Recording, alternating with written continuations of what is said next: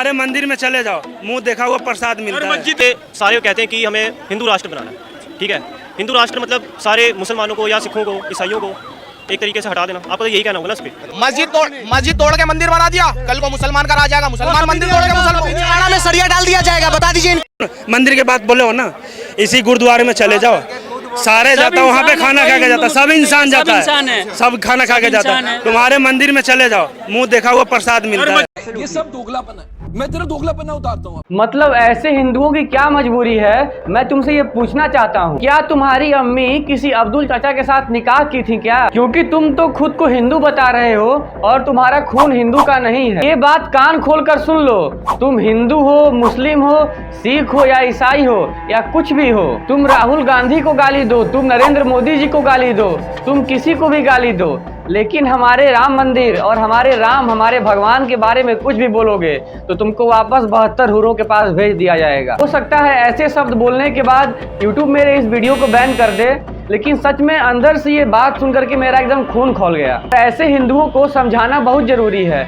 और ऐसे लोगों के लिए ही एक चाचा ने बहुत अच्छी बात कही है, आपको वीडियो देखना चाहिए। तभी तो कहा था, जो हमेशा इस्लाम बढ़ा है क्रूरता से और ईसाई बढ़ा है तो धूर्तता से, और हिंदू ऐसी तैसी हुआ तो अपनी मूर्खता से, जो एक हिंदू दूसरे हिंदू को काट रहा है। तभी तो ये जा रहा है पतन की ओर, एक दिन पछताएंगे और याद करेंगे मोदी जी को, योगी जी को, जो जगाने आया था पर हम कहाँ सो रहे थे। अपने अस्तित्व को याद करेंगे और उनका अस्तित्व उन्हें गाली देगा कि तुम जयचंद के रोल निभाए, आज हम गर्दन कट रहा है। साल मेरे मुंह से गाली निकलता है ऐसे हिंदुओं को। हिंदू होने पर अपने आप को शर्मिंदगी महसूस करता हूँ मैं खुद, जो ऐसे हिंदू हैं जो अपने धन का गाली दे, अपने मंदिर को गाली दे। अरे तुम कहाँ ठीक हो गए? ऐसे तो जयचंद ने किया था, जिसको गर्दन काट दिया था। वो हिंदू है, वो ही है 8500 रुपये खटा खट के चक्कर में अपनी ईमान धर्म सब कुछ को भूल गए। आज माया मिली न राम, दुविधा में दोनों गए, माया मिली न राम। गए थे 8500 रुपये लेने के लिए, न 8500 मिला, न मोदी मिला, न राम मिला। जाओ मंदिर में, मस्जिद में जाकर नमाज पढ़ो। अरे बता तो दो कायरो हिंदुओं, तुम कहाँ चले गए, ताकि तुम बता दो जो आप कितने बच्चे हो। हम कबूल कर लो इस्लाम, हम देख लेंगे ना, जब हम 100 करोड़ कहते हैं हम 80 करोड़ में रह जाएंगे। वही 80 करोड़ आज मोदी जी को सपोर्ट करा है, जो तीसरी बार बना है। ममता बनर्जी को बीजेपी से एलर्जी है, लेकिन एक बात आप और जान जाइए कि ममता बनर्जी को न सिर्फ बीजेपी, उनको हिंदू और भगवा रंग से भी एलर्जी है। भगवा रंग देखते ही ममता बनर्जी का पारा हाई हो जा रहा है। वो जहां भी भगवा रंग देख ले रही हैं, वहां पर उनके अंदर उथल पुथल चालू हो जा रहा है। हुआ ये कि अचानक से ममता बनर्जी को बंगाल में अपने गाड़ी में जाते वक्त एक घर के ऊपर टीन सेट था और टीन सेट का कलर भगवा था, और वो भगवा कलर देखते ही ममता बनर्जी को इतनी एलर्जी हो गई कि दीदी ने उस भगवा रंग के टीने के खिलाफ और पूरे वेस्ट बंगाल में भगवा रंग के खिलाफ सरकारी मुहिम छेड़ दिया। और वो सरकारी अभियान में ममता बनर्जी ने ये कहा कि पूरे बंगाल में जहां जहां भी भगवे रंग का इस्तेमाल किया गया है, जो भी घर, ऑफिस या कुछ भी भगवे कलर का है, तो उसका हमको जवाब चाहिए कि वो भगवा कलर में क्यों रंगा हुआ है। यहाँ तक कि जांच में यही पता लगाया जाएगा कि वेस्ट बंगाल में भगवा रंग का टीन सेट कौन सी कंपनी बना रही है और क्यों बना रही है। ममता बनर्जी को भगवा रंग से तो इतना एलर्जी हो गया है, तो बंगाल में वो भगवा रंग रंगने के लिए जवाब मांग रही हैं। इतना तक तो ठीक था, लेकिन ममता बनर्जी ने बंगाल में भगवा रंग बैन कर दिया। उन्होंने कहा कि किसी भी सरकारी दफ्तर या सरकारी जगह पर भगवा रंग का इस्तेमाल करना वर्जित रहेगा। পাঁচটা বিল্ডিং কে নিয়ে জয়পুর যদি পিঙ্ক সিটি হতে পারে, তাহলে আমার তো একটা স্কাই কালার করে দেওয়া হয়েছে state colour. Why don't to maintain that? আমি এবারে নর্থ বেঙ্গল ভিজিট করতে গিয়ে দেখলাম যত বিল্ডিংয়ের টিন লাল আর গেরুয়া লাগিয়ে দিয়েছে। लेकिन ममता दीदी को कौन समझाए कि अगर भारत में रहना है तो भगवा रंग का इस्तेमाल तो करना ही पड़ेगा, लेकिन आज नहीं तो कल दीदी भगवा तो आपको भी पहनना ही पड़ेगा। अगर आपको इतना ही भगवा से, हिंदुओं से नफरत है, तो आप बांग्लादेश का नागरिकता लेकर के बांग्लादेश जा सकती हैं, क्योंकि ये नया भारत है। यहाँ पर जब कायदे में रहेंगी तभी फायदे में रहेंगी। दिक्कत ये नहीं है कि उन्होंने भगवा रंग बैन किया है, और दिक्कत ये नहीं है कि भगवा रंग चारों तरफ इस्तेमाल किया जा रहा है। इनको भगवा रंग से नफरत इसलिए हो रही है क्योंकि भगवा हमारे सनातन का प्रतीक है। और ये वीडियो क्लिप देखिए, जब लोग जय श्री राम का नारा लगा रहे थे तब दीदी कैसे भड़क रही हैं। जय Shri Ram.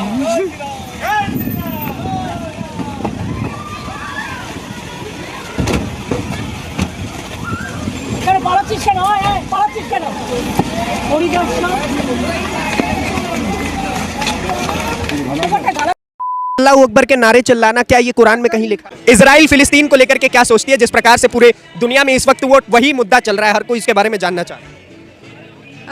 I supported for फिलिस्तीन, खुला सपोर्ट है, क्योंकि जब हमारे देश में एक बेगुनाह को बचाने के लिए टेररिस्ट को छोड़ दिया जाता है। इन दीदी का फिलिस्तीन और हमास को खुले तौर पर समर्थन है, और ये समर्थन इसलिए है क्योंकि फिलिस्तीन में भी मुस्लिम है और ये दीदी भी मुस्लिम है, क्योंकि इनके हिसाब से तो मुस्लिम भाईचारा बनी रहनी चाहिए। भले ही वो देश आतंकवादी हो, भले ही उन्होंने लोगों को मारा हो, 10-10 साल के बच्चों को बेरहमी से मारा हो, लेकिन सपोर्ट ये फिलिस्तीन को ही करेंगे। महिलाओं के ऊपर जो ज्यादती की गई है, यहूदी महिलाओं के ऊपर या फिर छोटे बच्चों के ऊपर, या फिर वहां पे आप सोचिए कि भारत मूल के लोगों के ऊपर हमला किया गया, नेपाल के 10 स्टूडेंट्स की हत्या कर दी गई, किनके द्वारा? हमास के द्वारा। अच्छा, तो फिर मैं तो कहूँगी अगर ऐसा किया है हमास ने में तो वो गलत है। जर्नलिस्ट ने इनको अच्छे से समझा दिया कि फिलिस्तीन क्या है, तब देखिए दीदी कैसे गिरगिट की तरह अपना रंग बदल रही हैं।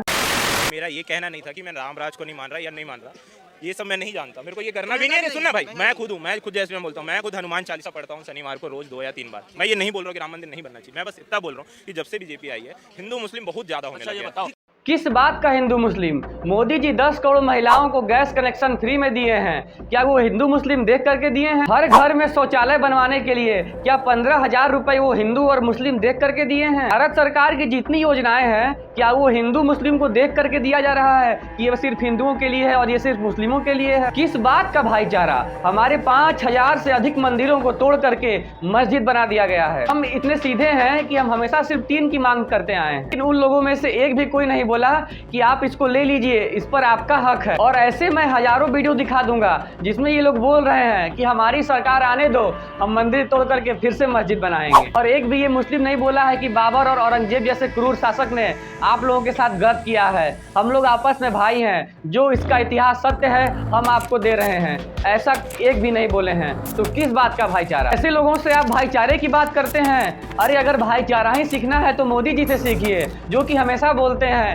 सबका साथ, सबका विकास और सबका विश्वास। ठीक है, सब कौन खुश है? मैं बिल्कुल भी खुश नहीं हूँ। हाँ, क्यों खुश होऊंगा? अरे मेरी बात ऐसा है, दूसरे की चोरे, दूसरे की छीनो, सुनो दूसरे का लूटो।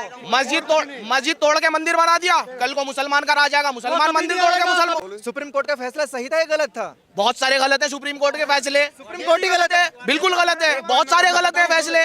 दिखा दे पूरा हिंदुस्तान कैसे बाकी? क्या पूरा हिंदुस्तान? हाँ, एक छोटी सी बात सुन लो, सारे सवालों का एक ही जवाब है, 4 दिन की चांदनी फिर अंधेरी रात। जिस आदमी को ये नहीं पता है कि उसके पैजामे का साइज कितना है, वो बता रहा है कि उनकी सरकार आने पर वो राम मंदिर तोड़ेगा। राम मंदिर तोड़ने का तो सपना छोड़ दो, अगर राम मंदिर की तरफ आंख उठा कर भी देख लिए ना, या हमारे किसी मंदिर की तरफ तुम आंख उठा करके देख लिए ना, तुम्हारे दोनों आंख में अगरबत्ती ठूस दिया जाएगा। इसीलिए हम मोदी और योगी जी को सपोर्ट करते हैं, इसीलिए हम बीजेपी को सपोर्ट करते हैं, क्योंकि ऐसे लोगों को पिछवाड़े पर दौड़ा कर मार करके वापस पाकिस्तान भेजना है। ऐसे कौन से हक की आवाज उठाना चाहते हैं? एक मेरी बात सुनो आप, अब जैसे सारे कहते हैं कि हमें हिंदू राष्ट्र बनाना है, ठीक है, हिंदू राष्ट्र मतलब सारे मुसलमानों को या सिखों को, ईसाइयों को एक तरीके से हटा देना। आपको तो यही कहना होगा ना इस पे। गुरु ग्रंथ साहब में न जाने कितने बार हरि का नाम लिया गया है, प्रभु श्री राम का नाम लिया गया है, और ये सिख भाई उसी का विरोध कर रहे हैं, ये हिंदू राष्ट्र का विरोध कर रहे हैं। मैं इनसे ये पूछना चाहता हूँ कि अफगानिस्तान के सारे सिख कहाँ चले गए?